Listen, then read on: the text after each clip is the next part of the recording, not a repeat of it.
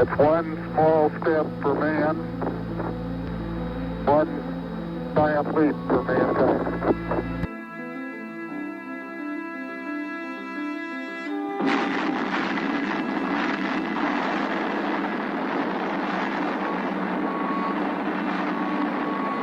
Flying down from Nova Scotia today.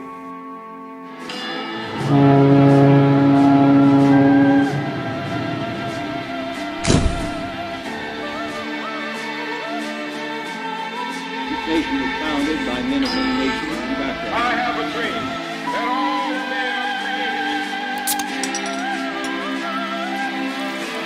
created. Ignition sequence start. 6, 5, 4, 3, 2, 1. We have a liftoff. What's up, everybody? Welcome back to the Two Doomed Men podcast. It is Skaggs here, and I am joined, as always, by El Capitan. How you doing, What's brother? up? I'm doing good. And we have a special guest today. Captain, why don't you do the honors and you can introduce him this time? Yes, this is somebody we've been in contact with for a while now. You might have heard the promos cut a few times. We've talked about it before. This is Mike, the owner and proprietor of 13 Stripes Winery. Mike, say what's up, man. How you doing today? Good. Thanks for having me on. And I'm the owner of 13 Stripes Winery, and I'll give you a little backstory. I was never in the wine business, and 5 years ago I bought a winery called Westerly, and Westerly's been around 25 years, and just have had an absolute incredible time with the Westerly Winery. And then back in 2020, when they were ripping down statues and burning flags, I got a little patriotic and I came out with a bottle of wine called 13 Stripes, has American flag. We donate money to the Navy SEAL Foundation. And my winemaker is actually Navy SEAL. So that was kind of the reason we went that direction. Plus, they're a great organization. And the 13 Stripes has been doing extremely well. And then back in October of 2021, I'd come up with an idea of doing a Brandon wine. Let's go Brandon. And I thought for a moment, like, that's got to be stupid. I mean, I knew the wine would sell, but I also knew that I would potentially lose all my left-leaning liberal clients, which in the wine business, that's more than half. So that's a good point, right? They're usually like uppity elites right there. Right. Yeah. And swirling their wine glass around. Not slugging we're out whiskey here in out California. of a So yeah, we've got a lot of the leaning out here in California. So I thought about it for a couple of days, and then I thought, there's no way I'm going to do it. And shortly after that, my wife works at a local community college, and they're requiring that she gets the vaccination, even though we've had in our family COVID twice. They were going to require that she gets the vaccine. This is back before all the court hearings and rulings. And she started telling me all about all the difficulties she's going through, and she actually applied for the religious exemption. And at that time, they were going to make it very difficult. And I think the dean's exact words is, we're going to make it very difficult for anyone trying to use the religious exemption. And it just I started boiling up. I'm like, you got to be kidding me. After 54 years of living in this beautiful country, they're just going to rip it away from us. And at that moment, I said, I'm going to do the Brandon wine. I don't care anymore. I'm beyond caring. back. Yeah. And within 3 days, I had the trademark. I had it approved by ABC, and I actually had some bottles that didn't have labels on it, and it was the original 13 Stripes cab. And I had the labels printed up, and I put it in the marketplace, and I sold out in 3 days. And the one That doesn't surprise me. Yeah, it was really crazy. The first outlet that I dropped the wine off to was a wine bar in Central Coast called Vino Amici, and Kurt was one that they the owner. He's was a helicopter pilot in Iraq, Iran, Afghanistan, and then 10 years on the force as a sheriff. And the second shutdown, he stayed open. He stayed with the same protocols that they required, but he stayed open, and they filed charges against him, and they're trying to close his business. And he's a patriot. So I dropped off 5 cases to him. And literally 3 hours later, I get a phone call. He's like, dude, I put on my Instagram and I got a line out the door. I had to limit people to 2 bottles each. Holy shit. And the next morning I dropped off another 10 cases and I didn't even make it 2 hours away. And he's like, dude, I'm out. I need more. And that was the start of it. And not too long after, I think it was maybe a week after that, somehow Dan Crenshaw got a bottle. It was right around Thanksgiving time. And he posted on his Instagram. And then it just absolutely blew up. Yeah, they gave you guys a good boost. Definitely. He's got a lot of followers, I think. It was nuts. There was like, we were selling 200-300 cases a day for that whole duration. It all the way through Christmas. And you guys sold a lot in California? The majority of them were sold in California. And then I hooked up with an online retailer, Great American Craft Spirits, and they shipped to 43 states. So that kind of got it to the next level. And gotcha. I mean, it's been a roller coaster to say the least. I had no idea this was going to hit. So I didn't have the infrastructure set to be able to ramp it up that quickly. Yeah. I mean, we've been sold out multiple times. And when I say sold out, I mean, we just put sold out on the website and hope we can get some more wine soon. Once the Great American came on, that alleviated a lot of the issues, and I can go out and bottle some more wine. But yeah, it's pretty interesting. And then in February, majority of our marketing was done on Instagram, and then Instagram shut us down. They just shocking. For a Brandon bottle of wine, they just said, "Nah, you guys are you're good. You're out of here." And our sales plummeted down to just a handful of cases a day. And then when we got on Truth Social, that just brought you back up. Yeah, Truth Social has been amazing, absolutely stunning. And it was I had no idea that it was going to take off again. But right now we're shipping more wine than we did prior to the heyday during that Christmas rush. Sure. Right. Well, that I mean, Truth Social is your entire marketplace that you're trying to reach. Right. But what's the most interesting thing that I take from all this is that you're selling out in California. Once again, the fucking media is wrong. You know, you would think, California, they'd be trying to dox you and burn down your house and protest outside your house because, you're making fun of, the Lord and Savior over here. But it's selling out in this liberal stronghold of a state. Yeah, I appreciate what you guys done, right? Because you did say before how you took a risk by putting this on your wine and on your bottle, right? Because most of the clientele is going to be your elitist, leftist, whatever you want to call them, right? So one thing I have said over the past year or so is like, man, we are faced with crazy shit going on.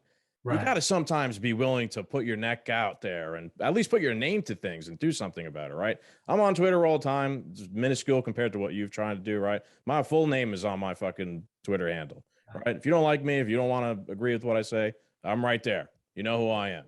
So it's like the least you could do. So I do appreciate what you've done. It's pretty awesome. Well, at the beginning, I was warned by fellow wine guys that own wineries and are in the wine business and on the conservative level too. I mean, these guys are my buddies, and they said you got to be careful. What you're thinking about doing could completely just derail your main wine. And I said, I really don't care anymore. I'm 54. I've been through everything, and at this stage of my life, I'm like I'm just sickened as to what they're doing to our country, and it's not the same. And if you don't stand up in the small level, listen, there's a bottle of wine. I'm not, it's not nothing crazy, and it's pretty not that controversial.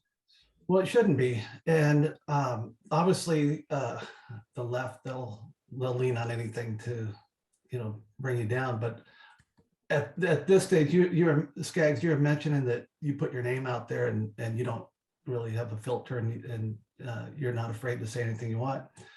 I'm officially past the stage where I've lost every liberal account that I could possibly have with my main wine. So I throw the Westerly name out there now. I really don't care. If I lose every single one, that's just the way life is. I'm sure someone may pull this up and cancel me out even more, so be it. I was on the Sean Hannity radio show a 3 weeks ago, and my last liberal client found out about it. And Oh, God forbid you spoke to Yep. someone, right? Yeah. well, it wasn't set up to be that way, which was the premise of the call with Sean Hannity was the economy of the wine industry. They're talking about the inflation rates at 8.5%. Well, that's not what we're looking at. We're way above that, probably close to double the cost of production than it was 2 years ago under Trump. And it's common with everyone. So I don't know where they get this 8.5%. It's not accurate in our business. It's not What real they're- inflation, right? Yeah, it's what they're most comfortable with lying about. Well, That's but the acceptable you- number to lie about right now. Yeah, I mean, you could skew the numbers however you want Of to do. course. You take out certain things, and the next thing you know, it's 8.5%. But the true number is way above that. Yeah, I've always heard a good explanation too of how inflation could kind of be hidden too. I think it was Dave Smith who said this. It's like you could have a box of Frosted Flakes and it costs $10, and inflation hits, right? And now you only fill up that bottle of Frosted Flakes like 3/4 of the way instead of the full way, and you still keep it at $10, but you're only getting 3/4 of a box of Frosted Flakes. That's not on any chart. That's not on any percentage. The government can't really track that. It's hidden. So who knows, man? I agree. I don't think it's 8.5%. It's got to be way more than that. Yeah. Definitely. Well, we're still filling our bottles to the top, but There we go. for now. Yeah. Yeah. It is crazy, man, how there is a market though for corporations and businesses that are just not going to kowtow to some bullshit radical agenda, right? I mean, people will buy your stuff. We've seen it with the backlash towards Disney right now, right? Hey, look, we're your customers. If you don't do shit that we don't like, we ain't gonna buy your shit. We're gonna cancel our stuff, and that goes both ways. We will buy stuff from corporations that do the right thing, and you agree with ideologically, I guess you could say.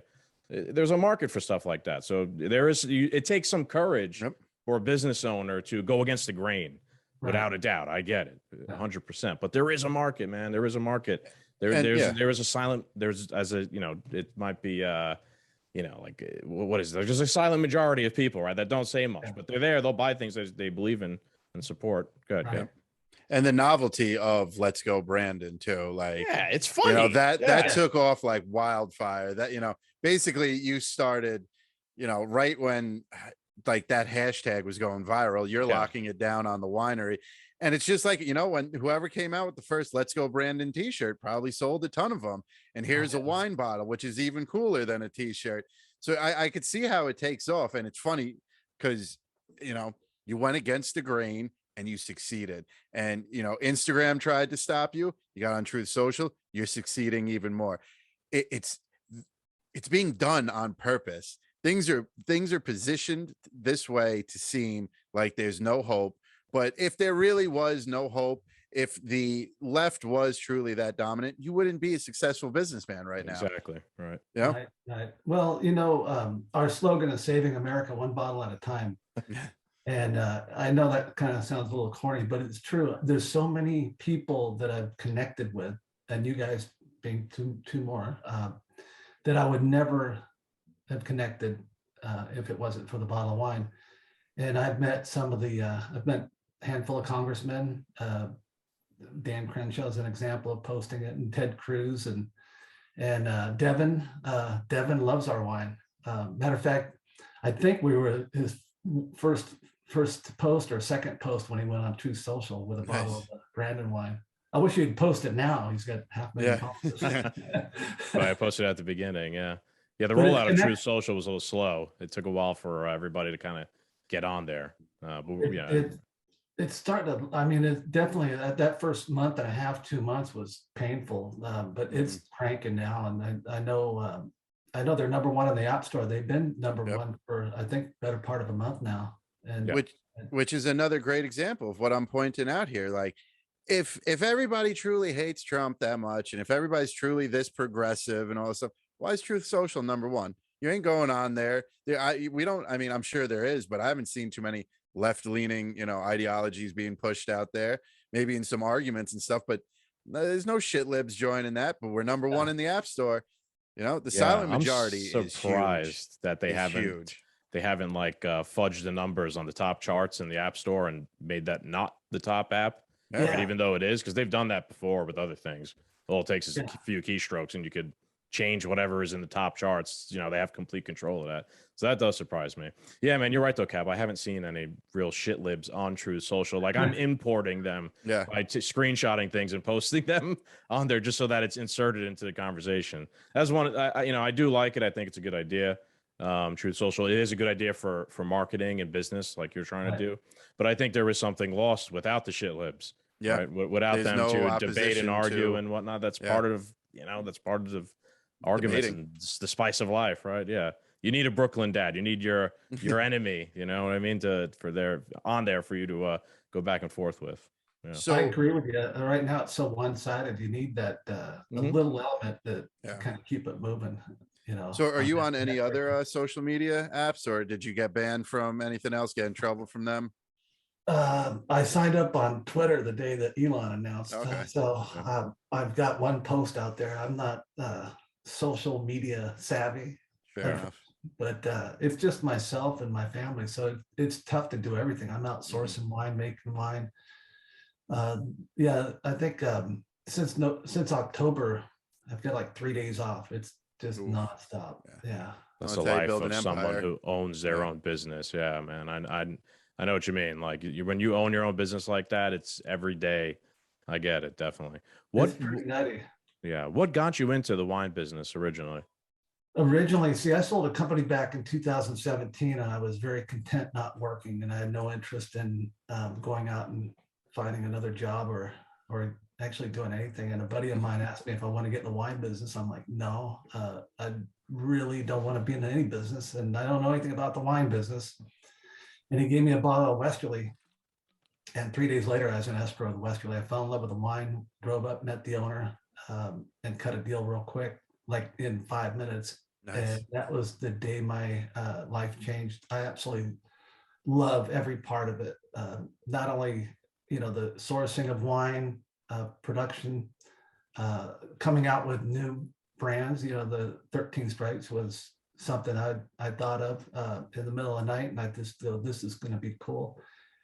And actually, before Brandon, it was my #1 selling wine in just a year. And keep in mind, Westerly's been around 24 years. This is the 25th year. When I came out with the 13 Stripes, that has become the #1 selling wine. And now with the Brandon wine, that's just on a different level. And there's a lot of things that have happened since I've came out with the Brandon wine, like the Folds of Honor, which is a absolutely stellar, incredible foundation for military families. We have a Folds of Honor wine coming out next month. Nice. So it all derived from a bottle of Brandon, which is really kind of cool. We talked earlier about I was warned by a handful of people in the industry, and we were talking about other people should jump in and show their true conservative values. So I preach to these guys all the time, and I said, you got to come on. You just got to jump in. They are conservatives. They believe in our values, but being in the wine business, they don't want to lose their client base. I go, no, it's not going to happen. You're going to actually pick up more business, and you'll have much friendlier engagements with people as well. Yeah. And one thing I'll say about conservatives, I don't consider myself a conservative necessarily, but they're open to like disagreement. They're not going to throw a brick through your window because they disagree with you, or be like, no, you can't talk to me because you don't agree with exactly everything I agree with. That's fine. That's the way things that should be, Well, I think an example on that is what you're talking about. If I came out with a bottle of wine that said something negative towards Trump, all the conservatives would just laugh. Right. Like, Yeah. Whatever. Well, the liberals are like going nuts over this bottle. I was in a handful of retail outlets. When I say a handful, probably like 15 or 20. And what would happen, and it kept going on. I knew what was going to happen. They would bring the wine in. They would sell 10, 15, 20 cases. Some liberal would come in, get all pissed off, go on Yelp, start screaming and yelling, and they'd have to take it out. So I went from 15, 20 accounts with the Brandon wine, and I'm down to maybe 2 or 3. Kurt at Vino Amici, a patriot. He doesn't care. He's like, the more you talk about it, the more I sell. So he's the one that will never take it out. But most all the other ones are like, yeah, we don't want to deal with you know, the Yelp The issues. blowback. Yeah. Sure. Yeah. I Even get if it. Yeah. one guy or one gal. We definitely need more people like you, and then also more people like DeSantis who are not going to take shit from, you know, corporations like Disney and say, Yeah. you know, these aren't our values. We don't care that they're your values. So therefore, you know, we'll punish you if we need to. And just, you know, I mean, when if you were to get enough of, you know, DeSantis's and, you know, business owners like you, there'd be some real change across the board. Because there's definitely hundreds of other brands out there, which is, and it doesn't have to be wine or booze or anything, but Right. there's definitely someone else sitting out there that has a good quality product that isn't really gonna, you know, fly off the shelf because they're afraid to step out of this comfort zone and take the Sure. abuse from the woke. I'll tell you what, man, too, about California. You know, you're saying that there was people who consider themselves conservatives, and they, as friends, they were trying to maybe, you know, be like, hey, you know, just be careful because if you do this, you know, there's going to be some risk to it. I'm assuming they were California people. I've heard Joe Rogan talk about this in terms of Hollywood and comedians and actors. There's a lot of conservatives in Hollywood, right? But they're closet conservatives. They, God forbid, they can't espouse their ideology or their views on things that they're conservative because they'd be outcast. They'd be out of roles. They'd have no more work to do. So they just hide it, pretend like they're not, and they just move on with their lives and, you know, go out there and virtue signal and pretend like they're some sort of woke, crazy person. So, I mean, they're there. It just takes fucking some balls to like admit what you believe in and put your name to shit.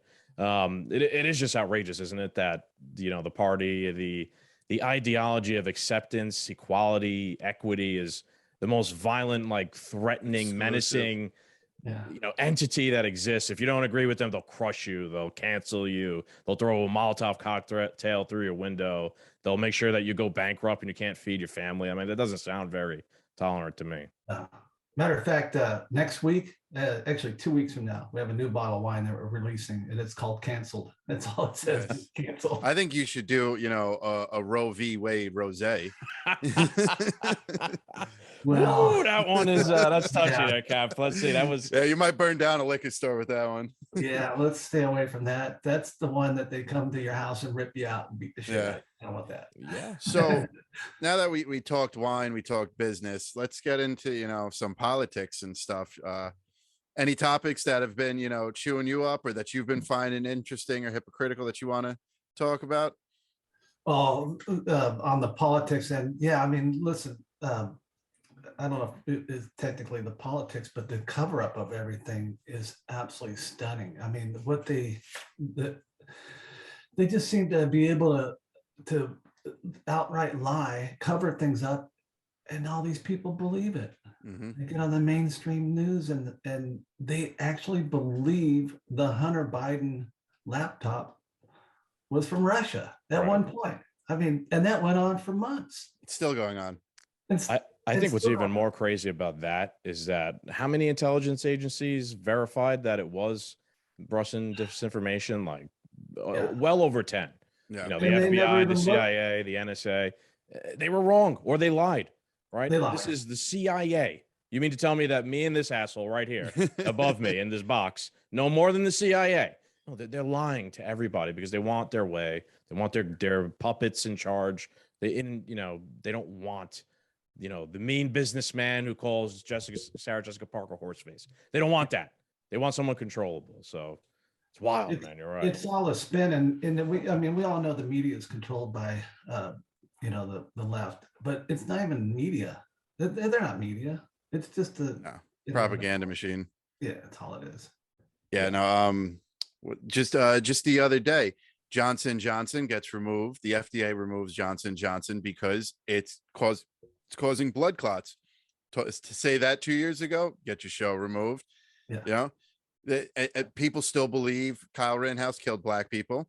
You know, it's ridiculous. Yeah. One thing that's been very interesting is people are showing up at Supreme Court justices' house to protest Roe v. Wade. And there's no one calling against this. This is wildly insane that why are, you know, a parent getting loud at a parent teacher conference or a PTA meeting, whatever it is, you're a domestic terrorist. Right. They literally you don't- formed if- an FBI or Yeah. like, group to go after those people. Yeah. If you believe the election was rigged and you were in Washington on January 6th, you are on a terrorist watch list. But you could go to the house of a Supreme Court judge and protest and get crazy outside their house, all because of something they didn't do yet. Well, I got a kick out of they tracked down virtually every single person that went to the January 6th. Mm-hmm. And they can't find out who leaked this document. Yeah. I mean, And they come can't on. find out who put the pipe bombs Yeah. outside the Yeah. courthouse on January 6th as well. That's the only person they can't get. Forget it. That's been swept under the rug completely. They don't even Yeah. want to. That's not a talking point around January 6th at all. Every other talking point is there, insurrection, this, that, whatever, but no talk of the bomb or whatnot. Whatever that was, who knows? Yeah, I mean, there's 36 people over there, the aides for the Supreme Court, and they can't find out who did this. Yeah. I mean, they Yeah. know. They probably do. Maybe they don't want to. They kind of want to just go away over the next couple of Right. months. If they don't want to make it any worse, probably had some sort of conversation amongst themselves. I would assume at this point they've had a meeting of all 9, right? And They've probably had a talked it meeting. out. Yeah. Meeting of 9. Yeah. Yeah. Or 10 with Obama's probably. But yeah, it's ridiculous. So I don't know how deep you want to get with it, but like pro-choice, pro-life, like Yeah, you Yeah. don't have to say it if you don't want to. It's you don't. But like my new point of view for all this is the Supreme Court hasn't overturned anything yet. This was just a draft with a plan of something they might do when this vote comes up. The left is in control of the House, the Senate, the White House. They have the numbers. They could just codify abortion, and this isn't a problem anymore. Then we have abortion. No one's going to overturn it. Why aren't we trying to get them to? I mean, I know the answer. It's rhetorical. Why aren't we trying to get them to do this? Why are we taking the route of protesting and rioting and causing trouble and creating chaos in an election year? You know, Imagine that. Maybe Yeah. there's a plan. So I think that's what you're saying. It's Yeah, a possibly little bit. plan. Yeah, that was the Uh, intention of leaking this ahead of time, right? It was we talked about it kind of. It was the threat of violence. The protesting in front of the homes. Theoretically, no violence occurred, but it's an intimidation factor. There was Yeah. some violence at a pro-life office or something like that somewhere. Some pro-abortion protesters threw a Molotov cocktail through their window. There has been some condemnation from the president. Right. Kind of, he kind of like didn't reference it exactly, but they did say like it's the Supreme Court justices. They have to be able to do their jobs without threats of violence, etc. So there has been some, but at the same time, let's be real. They know what they did here on purpose. They know the threat of violence and whatnot might sway the court. You're right, Cap. They could just pass it tomorrow if they Yeah. wanted to, right? But the no, whole it's- talking point would be gone. You have to vote for us now to make sure that we win in November so that we could then vote on it after to make it into law. That's going to be what happens. Well, they're going to need to rush on it if that's the case. If they're going to try to get something passed soon, because it's going to take a little bit of time, and they're not going to win the midterms. No. I mean, we know that. I thought for sure they weren't going to win, but this issue, it is a lightning rod. And you have seen America, how it does. yeah. Weird flex. We talked about this, right? Like weird flex, but killing babies, it motivates people for some reason. 100%. Yeah, Americans are easily emotionally motivated, and this is an emotional motivator. And that's the reason for the leak. Yeah, Yeah, of course. yeah. I- just I've like heard- just like BLM. I brought this up on the last episode. George Floyd died May 25th. This leak came out, I think, like May 5th. There's no coincidence that like these things that are gonna like this news or this shocking headlines that potentially can cause riots and protests happened in May, right before summer, leading up to the winter when COVID will get worse. And then, you got mail-in ballots and these lightning rod, emotional topics to go vote on. Because the majority, we learned this from Larry Sharp, the majority of voters are, what did he call them? One topic voters? Single issue Voters. So if Yeah. abortion is your single issue and that man might be for all of your issues, but he's not for abortion. I am, vote for me. And they Well, run you over know- there and they vote for him. You know good and well that that's I mean, we know that's what they're going to run on. That's the 100%. Yeah. Yeah, without doubt, that's the goal, right? They I mean, know the it's an economy. emotional argument, right? What- The I mean, economy's what in the else- toilet, you know that, Yeah. right? They don't have anything going for them. They No, needed but this is something. a cover up for the economy, so they could. It's this, it's just like COVID. They were going to run against Trump with the impeachment, and once COVID hit, you never heard of the impeachment again. Right. Yeah, because the impeachment failed. Yeah, it's gone. So That's why I hate the government, man, because like it's all just smoke and mirrors. Like everything they're doing doesn't really mean anything.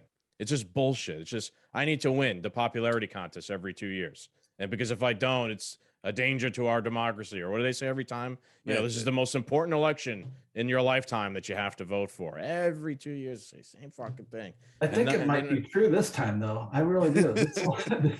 Yeah, no, I think this time people need to get out and vote, regardless of whatever information comes out about the 2020 election. Because I know that movie 2000 Mules just came out. We don't know exactly what it's about. I know it has to do with election fraud and stuff. No matter what the outcome is in November, people need to get out there and vote. Even if you think your vote's not going to count, you need to get your ass out there and put that ballot in. Because if enough people do show up, then they need to start changing numbers at 3:00 in the morning again. You know what I mean? Like, so, especially in like liberal strongholds like New York and California and stuff, where like your local district's still going to stay blue, get out there and vote. Just don't let them get away with it. Right. This is your one opportunity to fight. You're not throwing punches and shooting people. So get out there and just do your one opportunity that you have to fight back. There's going to be something that comes up before the election. A new variant. Don't worry. There'll be something for mail-in ballots and stuff like that. 100%. We'll keep an eye, right? Yeah, there's always something, some curveball, last second curveball that comes out. We were talking a bit about the economy before, Mike, and you did touch a little bit on inflation. And how has the state of the economy and inflation and the supply chain crisis, et cetera, how has that impacted the wine industry and you guys? Exactly. It's a nightmare right now. Our glass cost was, typically a bottle of wine, just an empty bottle, would be in the 65 to 75 cent range. For the actual bottle, right? The glass bottle. You're right. That's a cost, right? That's Yeah. not for free. You need that. Yeah, you kind of need a bottle. And that bottle now is $1.70, $1.75. So Wow. again, the inflation, you think about it, that's 8.5%. That's not accurate. That's 3 times right there. Right. Yeah. And then you've got labor costs that have gone from $14, $15 an hour. Now we're at $20, $22 an hour. And having a hard time finding people. Shipping is a disaster. To ship a pallet of wine across the country is triple, and you sometimes have to wait 3-4 weeks before they come pick it up. It's just absolutely nonsense. Does that change anything to the quality of the wine or no? The quality of the wine is going to stay there. You're not going to affect the quality of the wine, but you're affecting the price structure. So if we wholesale a bottle of wine that goes to the big box stores and retail, that we want them to, or ask them to retail at the $15 price, that new $15 is going to be $20 to $22. We have no choice. And the big problem is the small guys like myself and all my friends that are in the wine business, that extra $3 to cost on a bottle of wine is our profit. So there's a lot of people we're going to lose in the wine industry. The big guys like the Gallows of the world, they'll survive because they've got their own plant manufacturing, their own glass, their cardboard, their wine.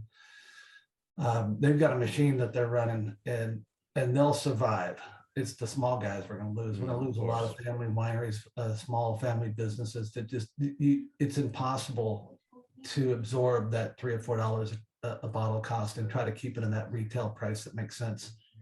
Yeah. From the start of COVID, it has been an all-out assault on small family-owned businesses.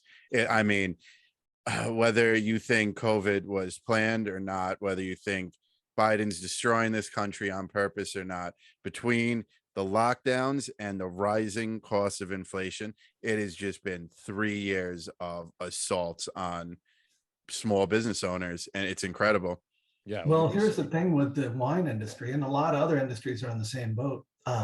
With COVID, at least now, I didn't ask for a handout. I didn't even get a handout. I didn't take any government money whatsoever. I was anti doing that. But there's a lot of wineries and a lot of wine businesses that survived because they did, get some government funds. the This time, there's PPP no and government whatnot. funds. There's nothing going to be handed out, and Mhm. there's no option. When they can't pay their bills, it's over. Yeah, And it's sink or swim. yeah, at this stage, there's no, parachute on the end of it. Yeah. They're done. Yeah. It's not, And it's sad. there's so many industries that are like that, right? And going back to what you said, Cap, yeah, man, like the policies made no sense, right? It was, what was it? You could sell toys, right, at Walmart, but the toy store had to be closed. Yeah. Yep. There has been a systemic attack. It's nefarious. I'm not even going to entertain that as bad policy. It can't be at this point, right? It's nefarious. They are trying to attack individualism, which is tied to small business and freedom of speech and gun ownership and all these things that are ideological viewpoints or beliefs where I'm an individual, I could do my own thing, and I don't need to rely on the government or some communal society to provide for everything. That's under attack from every which way, from Will Smith slapping Chris Rock on the stage to them saying that Walmart can sell the toys and the toy store can't. That is happening. The sooner people pull their heads out of their asses and realize that, the better, in my opinion. So, Well, there's a lot of small conservative companies that are standing up. I'm not the only one. There's a tremendous amount that are now seeing the light, and they're being rewarded by doing so. right. Mammoth Nation is a platform for conservative companies, and they're killing it. They're like the Amazon for conservative movement, and Yeah. they're just. I mean, I know the people, they sell our wine. They have our wine on their platform, and they're growing like absolutely crazy. There's a lot of outlets that are going to be rewarded by. Of course. I think at this point it would be best for whether it's a conservative small business or small businesses Yeah, it don't have to be to conservative. Anything. Yeah. yeah, just Yeah, to be it doesn't have- joining together. So like I know like out west, like where there's a lot of farms and stuff out west for me, out east for you, I guess.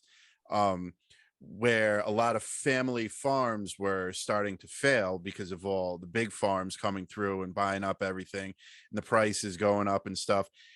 This also happened a lot in the marijuana industry with these small, Emerald Triangle backyard grows and stuff, where they couldn't cut the costs of running a farm anymore.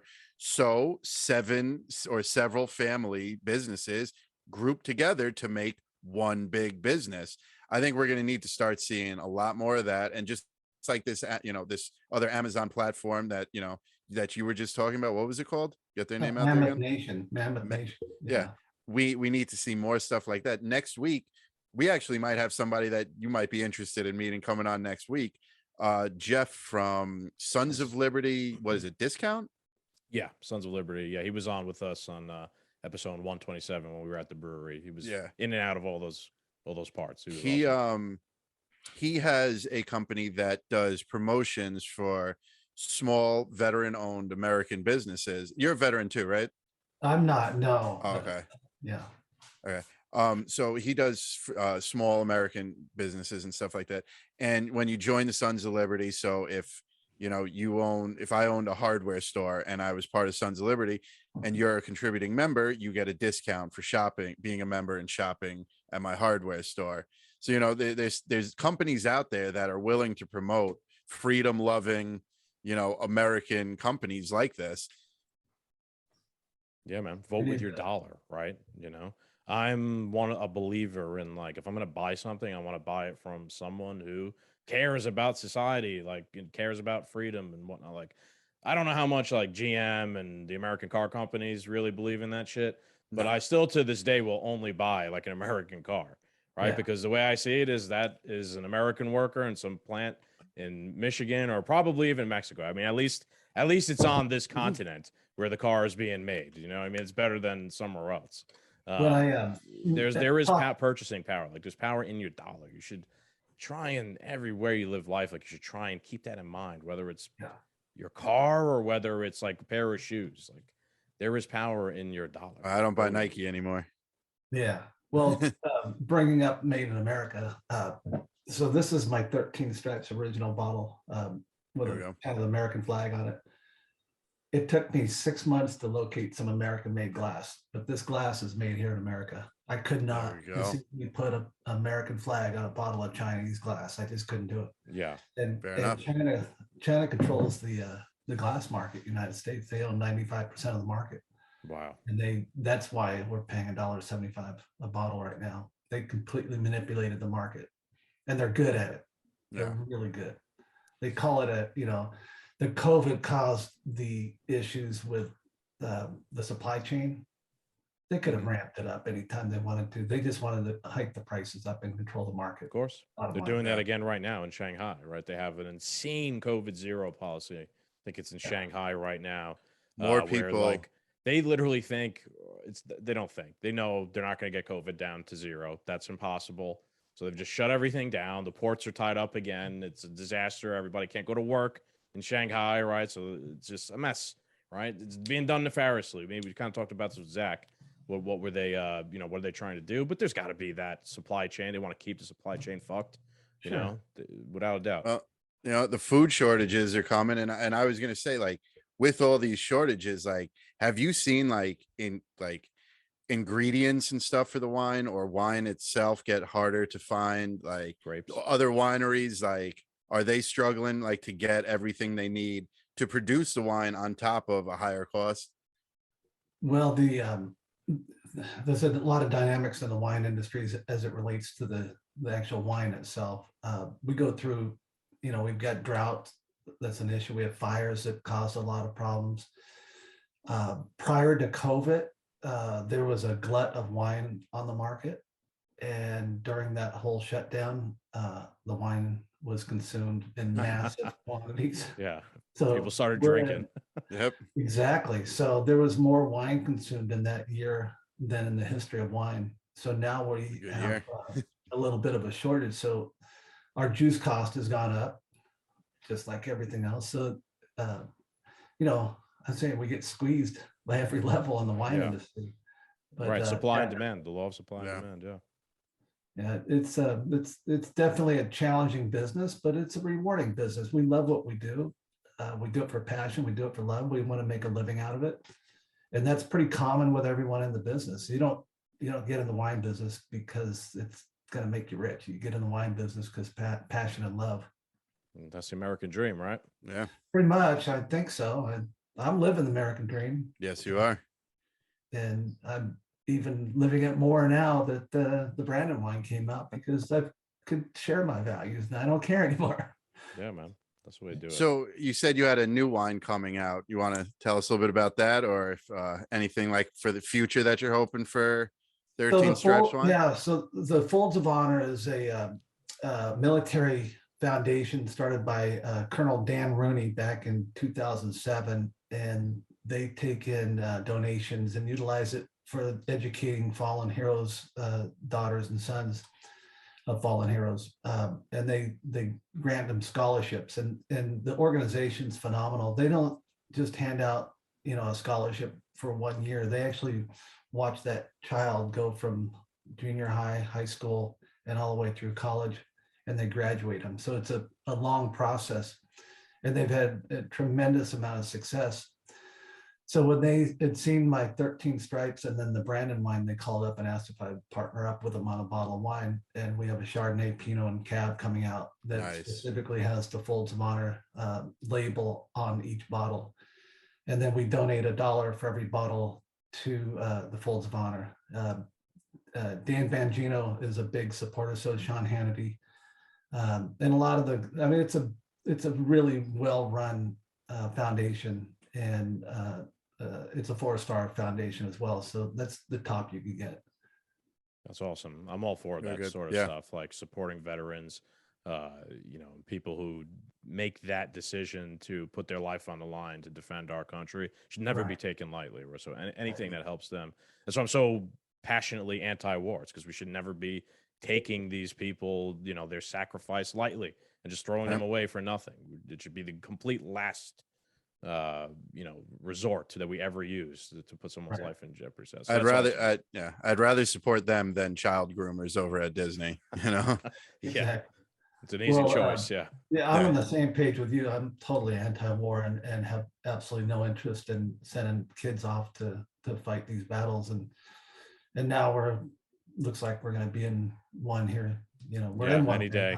Well, we're in a new age psychological information war here in America. And then what did Biden sign today? Basically unlimited money and weapons can go to. So some news. I don't know if you saw this or not, but yeah. So some news. What was it called? The president signed essentially a Lend-Lease Act. If you remember from your history class back in World War II, the Lend-Lease Act was the United States decided it was going to supply the Soviet Union and Great Britain with as many tanks, as many guns, as many everything, as much money, weapons they needed in order to fight the Nazis and the rest of the war, so long as they paid it back at some point when the war was over in the future. It's essentially an IOU.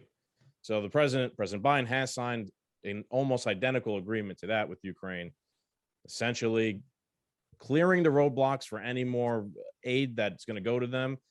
They need aid, they get aid. They need weapons, they get weapons. And that's it.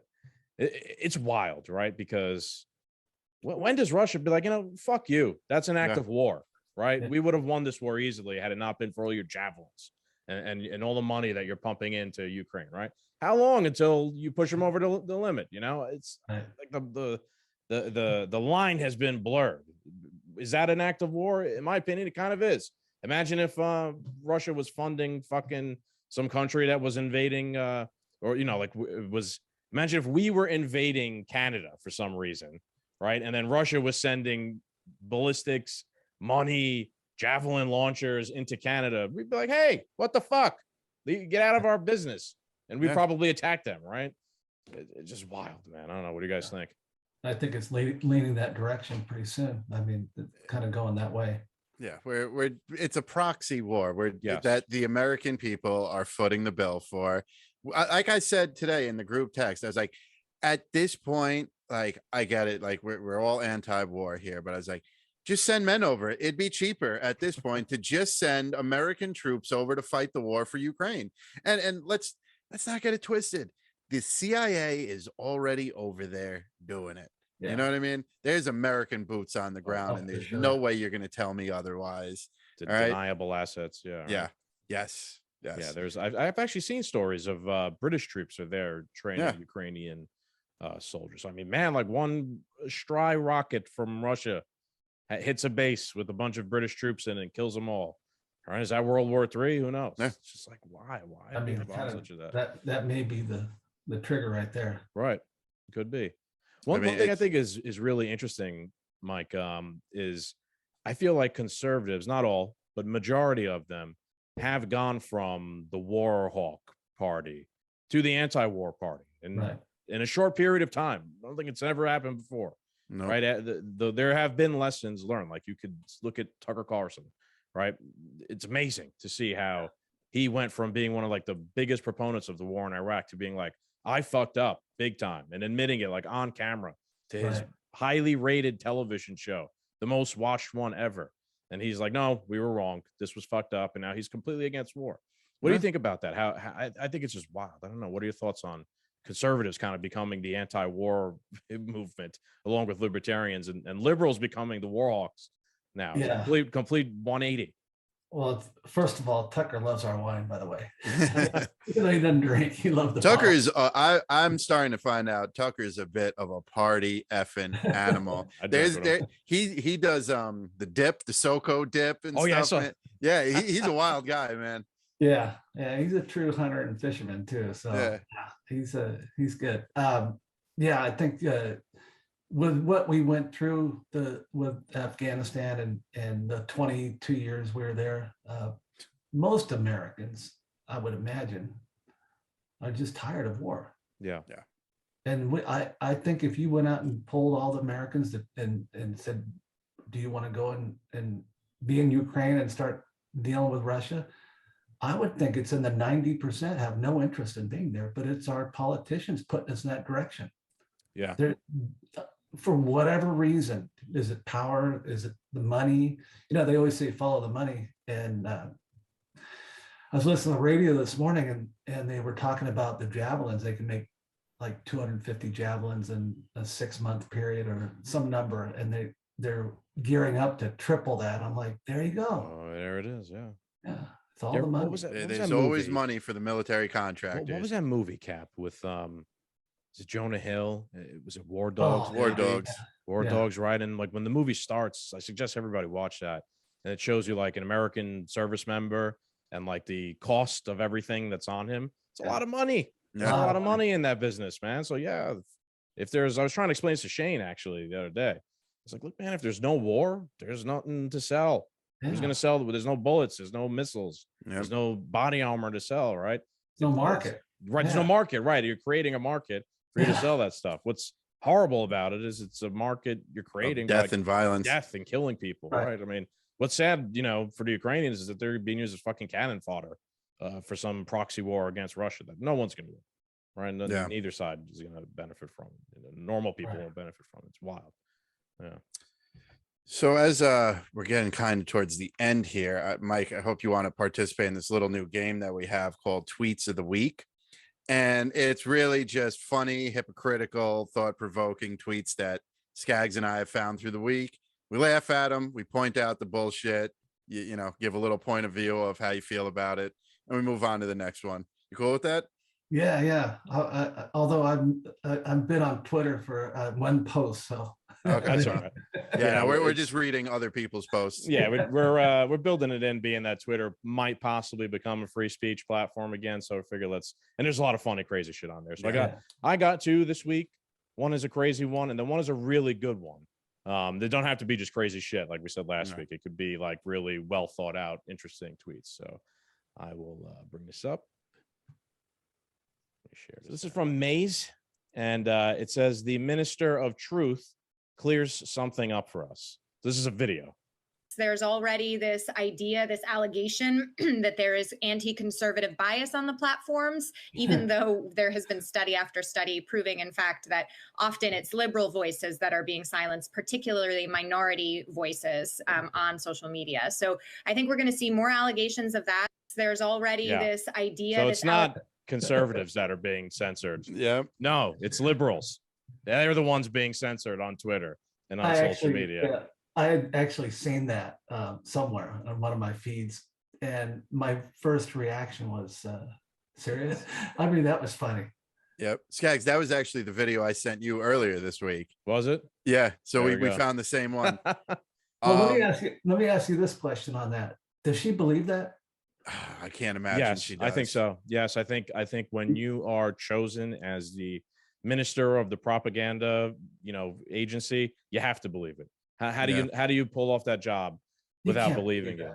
that. There's no I way. think so. These people don't give them that much credit. They live in an alternate universe where they're in their little bubble, and there's some other nefarious person who doesn't believe it, but is pushing this agenda that finds someone like that and says, "That's my gal." Yeah. That's what I need. True believers. She's a Jen Psaki. Yeah. I'd like to point out that Frank James, the New York City subway shooter, who I will make sure you don't forget his name, and he's being charged with acts of terrorism.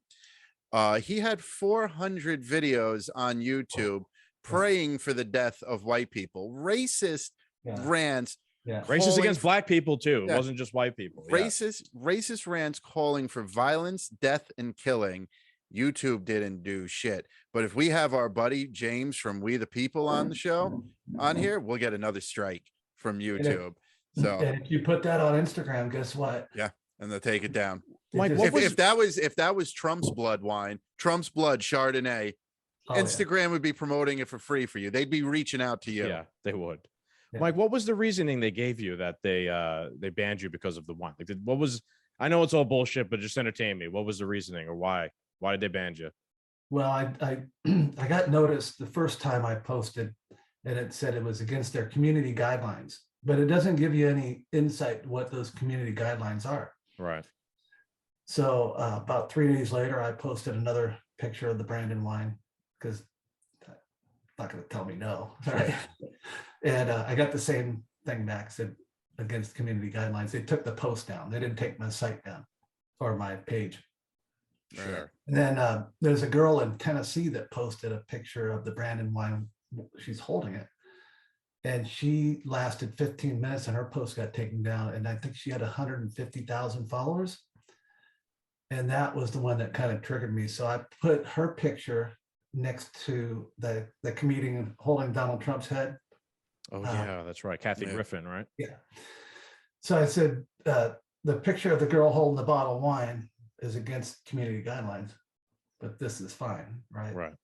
And that was the last post. Conservative voices are not being censored. Yep. It disappeared. That goes into what I've been saying over the past couple of episodes is there is this ideology spreading that words are violence and violence is not violence, right? So if you post a picture of if you say, let's go Brandon, you are committing an actual act of violence against the president. But if you cut the other president's head off and hold it up on a camera, no, that's not violence. That's fine. Yeah. Completely. There's nothing wrong with that. As long as it's Donald Trump. Yeah. Yeah. I wonder if any of if we did who's like a good rhino, like John Kerry or something. Lindsey Graham. Yeah, Lindsey Graham or something like that, like a tried and true rhino. Like I wonder if we start fucking around with shit for him, and if they attack you the same way. Probably. They're bred one of theirs in the same place. So you got some tweets, Cap. You want me to bring them up? Yeah, go for it. I'll go with your first one, and then we'll go back and forth. All right. Yeah, that's fun. So this one is Elon Musk. Yes. And go ahead. If I die under mysterious circumstances, it's been nice knowing y'all. Yeah. Man, what's his name? McAfee did the same thing right before they killed him. Yeah. And now apparently he's still alive. I don't understand the outcome of that story, but Elon Musk, blink twice if you're okay. You know what I mean? Is that his message he's trying to send to everybody? So Mike, we get into a lot of concern and stuff like that. And I always said from the start of this, Elon is not to be trusted. He's just another billionaire doing something that a lot of conservatives want, but he has a lot of values that we don't want.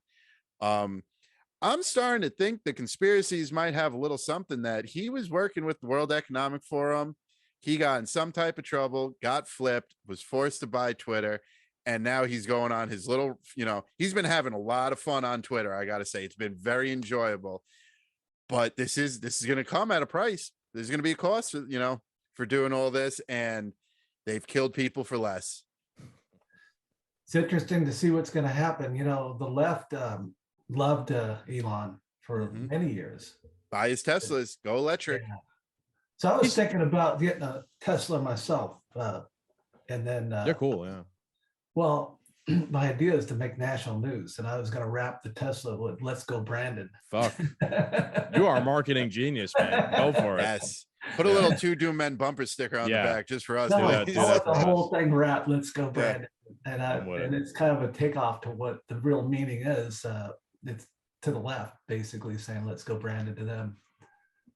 First red light you stop at in California, they'd rip you to shreds, man. There'd be nothing left of that car. Windows, yeah. They'd be tearing the hood with their hands down the middle like a phone book. They offer a lease program, so they can have the car back if they burn it. There you go. Elon Musk, I think he can afford it. Yeah. Yeah. Oh, that made me almost just spit my water all over the computer. All right, let's go on to our next one, Cap. I'll do another one of yours here.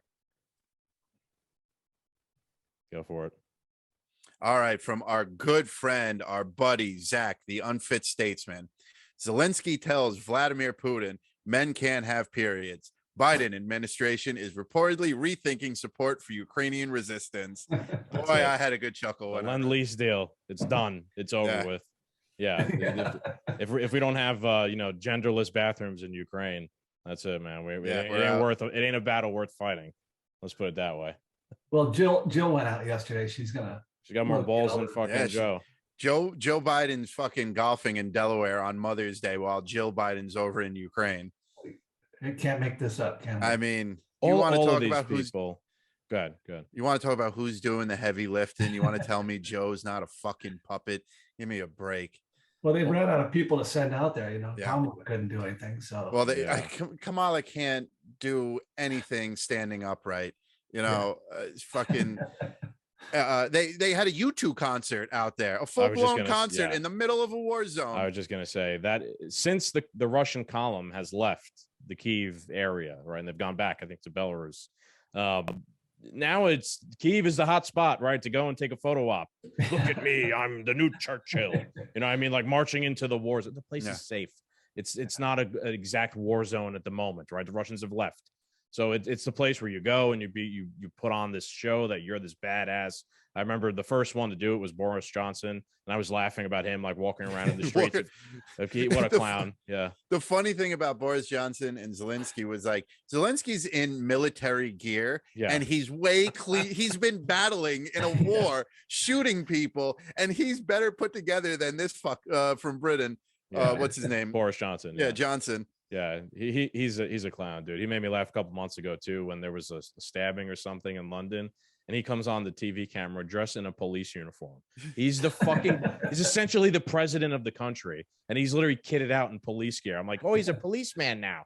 Like he's literally just role playing as if he was a cop or something. And then all the cocaine they found, with him. What a fucking. So who are they sending next out to Kyiv? Michelle Obama. She's got the guns, baby. No, I think they're gonna announce the leaker out there from the Supreme Court. They'll have the press conference out there. Maybe. Yeah. Safest place to do it. If some point Biden goes over there, I wouldn't be surprised. You know, like weekend at Zelensky's, they prop his ass up, drag him over there just for the photo op. Yeah. So I got another fun show. It would. It'd be interesting. Yeah.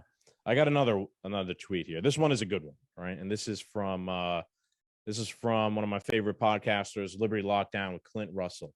And he says, when it was marketed as safe, legal, and rare, I had no firm stance on abortion.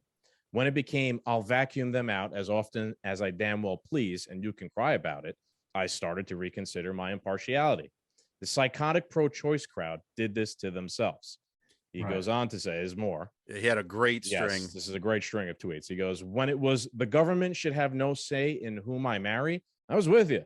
When it became, I'm a trans species asexual, and I will secretly indoctrinate your children into severe mental health issues, you lost me. The radical sexual progressive agenda is forcing me off the sideline. Then he says, when it was, I just think capitalism focuses too much on profit and forgets humanity, I would listen. When it became, print money to cover my every need and confiscate 90% of the wealth from the rest, I was no longer interested in hearing what you had to say. In short, you went too far, and now the people that wanted to be left alone have started paying attention. Your only tool to stop us is shame, but in truth, we're only ashamed we let you take it this far. Your hegemonic cultural control is ending, and you have only yourself to blame. That was one of the most well-written. Yep. Like he took my thoughts out of my mind and put them into a tweet there. Well done, Clint Russell. I thought that was awesome. Yeah, that's fantastic, and that's relatable because you know my new job is a different, much different setting. But my old job, you know, like when clients and people would find out that like I was conservative or like, you know, I voted for Trump, like all of a sudden like these whispering conversations would take off in the corner, and they'd be like, is it cool to talk about this here? And a majority of them were people who were like, I grew up a Democrat. They left me in the dust. This was nothing I agreed to. This is none of my values. You know, the meme from Elon Musk, like, I'm on the left, I'm a moderate, and then the left shoots all the way running to the left away as far as he can. Yeah. Now you're a conservative. Right. You have never moved. It's just that they went crazy and ran away miles away to the left. Yeah. Miles. It is true. Yeah. So I thought that was a great tweet. I don't know, Cap, you got, I think, one more. You want to get into it? Yeah. Let's see. We'll get Mike's opinion on here. Yeah. This will be an interesting one. This was thought, provoking to me, at least. Go for it if you see it. All right. In no particular order, the 5 most important Americans alive right now: Rand Paul, Elon Musk, Ron DeSantis, Tucker Carlson, and Joe Rogan. What does your list look like? So what do you guys think of this list? That's spot on. I think those are 5 very important, influential people that I won't say the left, that the establishment would love to shut up, and if they did, it'd be too big to cover up. Yeah. Yeah. Very vocal. Yeah. Yeah, I agree. I agree with everybody on that list. I kind of want to sub somebody out. I kind of want to sub Tucker Carlson out, not because he's not important, but because I feel like he has his base of viewers and he's not going to change anyone else's mind for the most part, as much as I like him. And I'd like to put in there Michael Mouse, who is the leading anarchist in the country and has been going on conservative shows now and talking to them, presenting anarchism to them and changing some people's minds. Maybe you guys don't know who he is, but I feel like he is a very interesting dude, has a lot of good things to say, really outside the box thinker, and his foray into the conservative realm of political discussion is interesting. I think you know him a little bit, Cap. Yeah. Yeah. So I like Tucker on there just because in this media industrial complex that we have, this propaganda arm of the government, he does have a very, this is just, you could compare this to 13 Stripes Winery. Like a Let's Go Brandon wine came out in California and you sold out right away.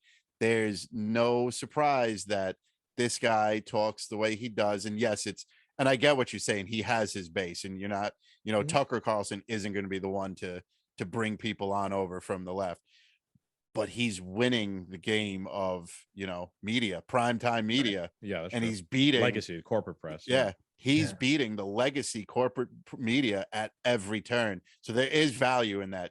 They would love to shut him up, but they wouldn't be able to. What do you think, Mike?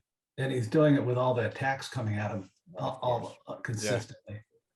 Yeah, there was just another hit piece they put out on Tucker, right? The New York Times about how, how he riles up his base with like outrage pieces. And it's like, well, no, he's just fucking reading the news and there's crazy shit that happens every goddamn day. He's just pointing it out. It's not riling people up. It's the same tactic they use against libs of TikTok. It's like, how dare you show people the videos that we made? And, like, God forbid people see the things that we put out there for them to see. Me and you were making this point. It's like, imagine if millions of people saw one of our podcast episodes, right? And then they didn't like what we said and they were angry and they were like, and then me and you were like annoyed that it got out there and people saw it. Well, isn't that the whole point of the fucking show? And the whole point of what we're doing, right, is for people to see it. It's wild, nutty, isn't it? Yeah, it really is. Yeah, man. Would you add or take out anyone, Mike?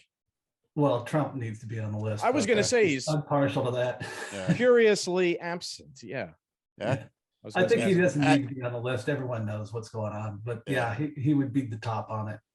As of right now, I don't think he's like the most important. Like the more he stays out of the limelight, the less they have to talk about him. So he just sits back and plays Kingmaker still. Sure, he's 55-0 right now, so I think he's undefeated. I think something about this list that's interesting is all 1, 2, 3, 4, 5. All 5 are guys who are not afraid to fight back.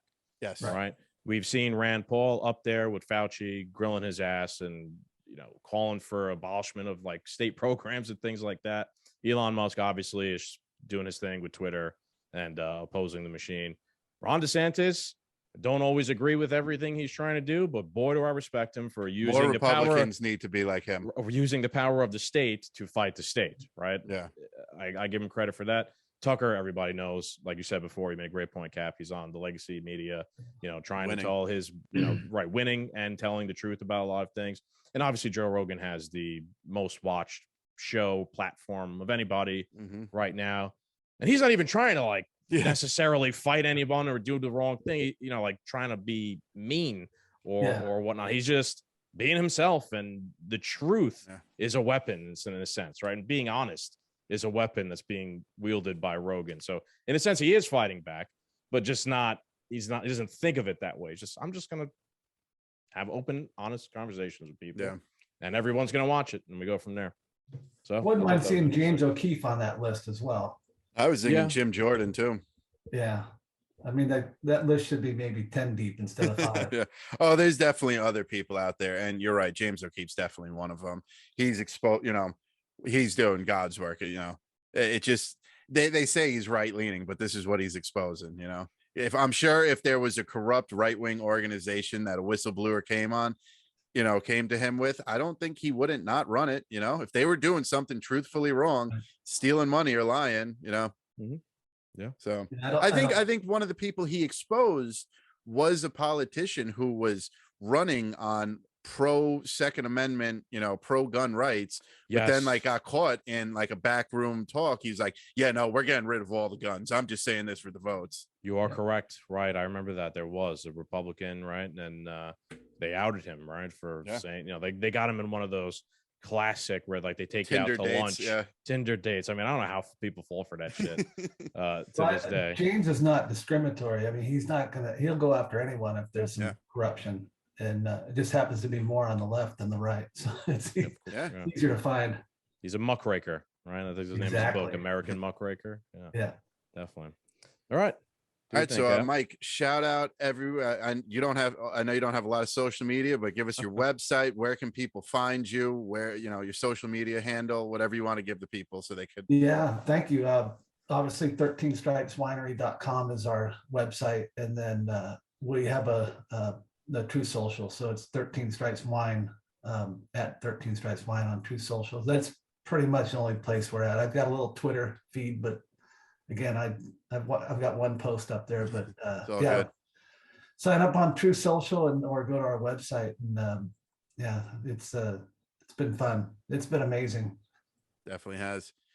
Congratulations on all the success. If you go over to 13stripeswinery.com, make sure use our promo code DOOMED at checkout for an extra 10% off.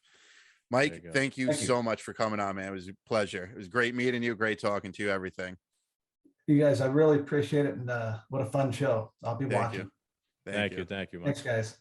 Take it easy.